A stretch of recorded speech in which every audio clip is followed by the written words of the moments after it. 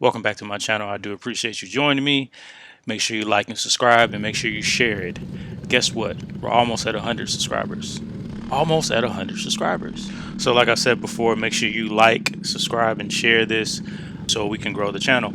Okay, so just jumping right off into it, I qualified 9th. It was a weird day. Actually, people thought it was going to rain. They actually declared this race a rain race, but it didn't rain.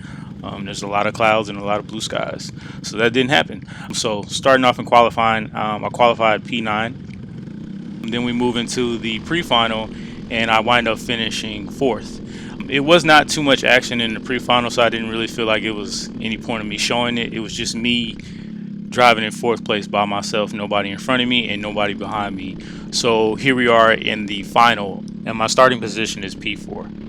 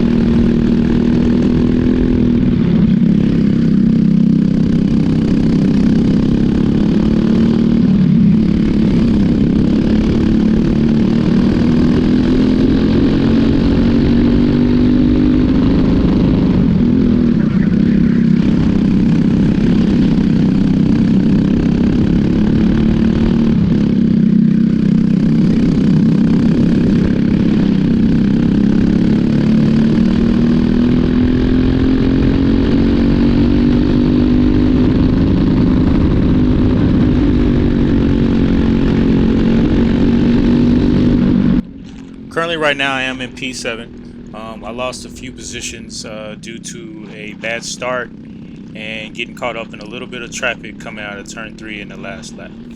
The driver in front decides to go defensive, so I kind of know he's going to kind of overshoot the turn. He takes it a little wide. I dip under and I hold my line. I kind of push to the middle just to cramp him a little bit, so I wind up moving back into P6 and holding my position.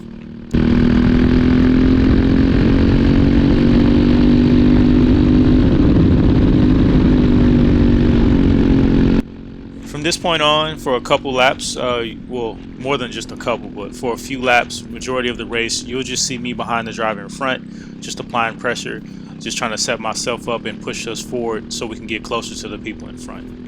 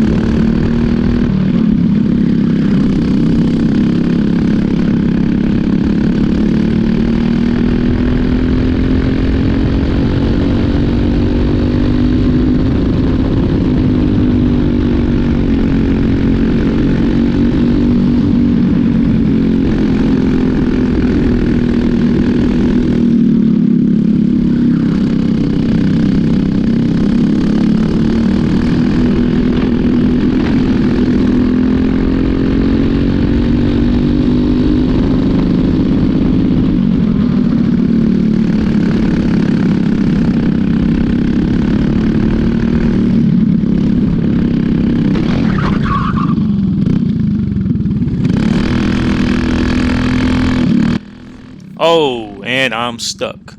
So let me explain what happened. Coming out of the chicane, the driver in front of me had a better run on the driver in front of them. So they decided to go ahead and take the inside of turn 7. So I decided to follow them around turn 7. So as we're going into 8 9, I'm ahead of the driver that we just passed. So coming into 8 9, I already take 8 kind of wide, but he's not giving me any space. So he kind of pushes me out. So therefore my right rear tire goes over their tire and I spin out. He spent out too, but it was just an unfortunate end to my day. At that point, I would have been P5, and the driver in front of me was P4. I do feel like I had a better pace than the driver in front of me that I was telling the whole race majority.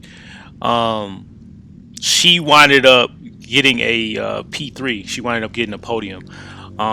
Because Chris Hoyles, who actually started the race on pole, he spent out on the last lap.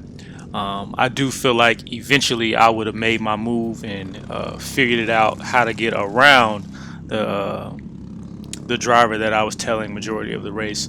But I learned a lot during this race. I learned that you can't always, like, coming out of a turn, if you get a better run, you can't always just jump for the inside to try to make the move. You kind of got to make the move at the last end if you utilize that draft correctly coming out of a turn leading onto a straight. This is something that I did not do. But the funny thing about this race is I actually had the second fastest times this race. I ran a couple 41s, so I'm really proud of myself for achieving that. Like I said before in the beginning of the video, I do appreciate you guys joining me. I'm sorry that the video had to end this way, but it's good that you see my faults and you see my failures, because I feel a win or a podium is coming up real soon. So when you see my failures, you'll see how far I've came. So like I said, I do appreciate you guys joining me. Make sure you like and subscribe. Make sure you share this. We're almost at 100 subscribers. So hey, I appreciate you guys joining me, and until the next one, y'all have a good one.